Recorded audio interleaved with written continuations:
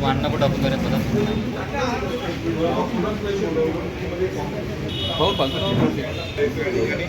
अमरावतीच्या खासदार बळवंत वानखेडे यांच्या कार्यालयामध्ये जी आहे ती काँग्रेसच्या महत्त्वपूर्ण नेत्यांची बैठक जी आहे ती या ठिकाणी सुरू झालेली आहे. या बैठकीला जर आपण पाहिलं तर काँग्रेस नेते यशवंत ठाकूर असतील, त्यानंतर खासदार बळवंत वानखेडे आहेत, त्यानंतर भाजपा काँग्रेसचे वरिष्ठ नेते जे आहेत या ठिकाणी सध्या आलेले आहेत. तर महत्त्वाची संपूर्ण बैठक मांडली जाणार आहे. गेल्या काही दिवसांपासून चर्चावर ठाम आहेत. तर ते जर निवडणूक लढवण्यास ठाम असतील तर मग वंचितला पाठिंबा काँग्रेस देणार का हा देखील प्रश्न सुरू झालेला आपण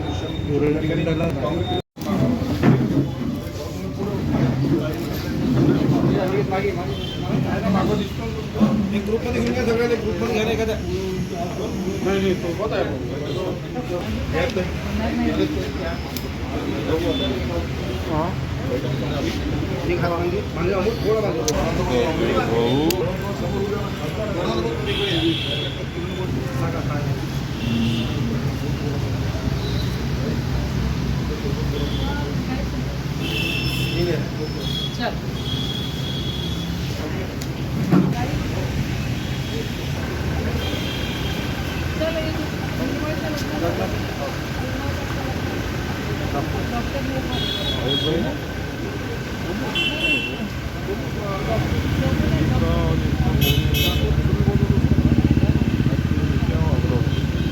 टाइम देता वो टाइम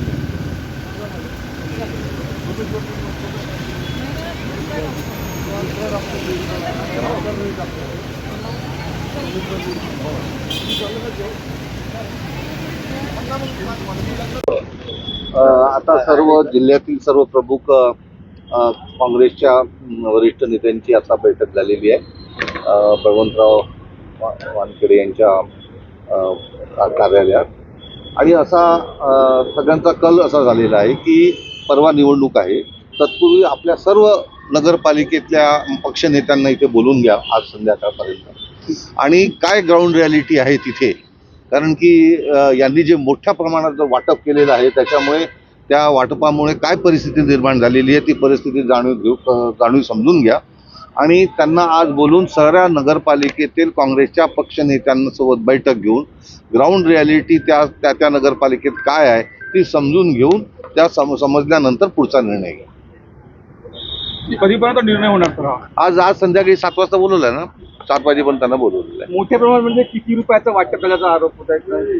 आता हे तर त्या चौकातल्या शेंबड्यापुरालाच माहीत झालं की किती रुपयाचं झालं म्हणून.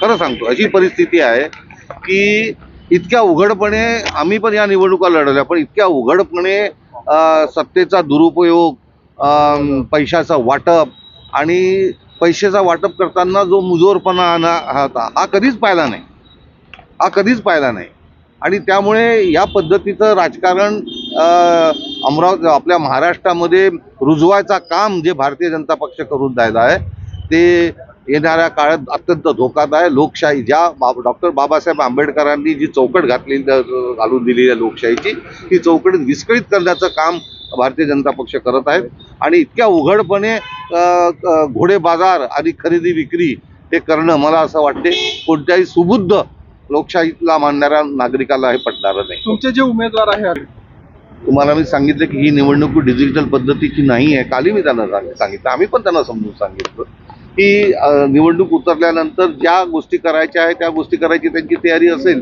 ती त्यांनी पहिले तयारी दर्शवली होती.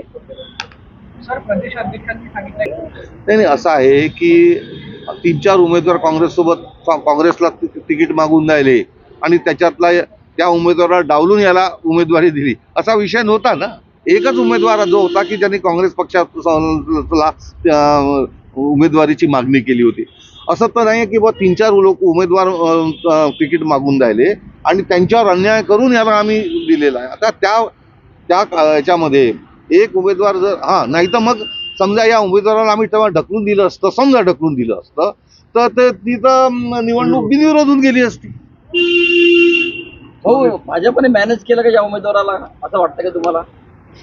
हे बघा आता आहे की काही गोष्टी उघड डोळ्यांनी पाहूनही सुद्धा आपण त्याच्याकडे नाही पाहिलं तर ते काय सगळं समजून मी याच नाही महाराष्ट्रामध्ये सर्व ठिकाणी त्यांनी हा खेळ खेळला. या महाराष्ट्रामध्ये सर्व ठिकाणी हा त्यांनी खेळ खेळला. तुम्ही पाहिलं ना यवतमाळमध्ये काय झालं, चंद्रपूरमध्ये काय झालं, वर्ध्यामध्ये काय झालं. मी तेच म्हटलं लोकशाहीची सगळी चौकट विस्कळीत करून टाकलेली आहे आणि पैसा हे याचा एवढा उघडपणे दुरुपयोग आम्ही पहिल्यांदाच पाहतो. ठीक आहे.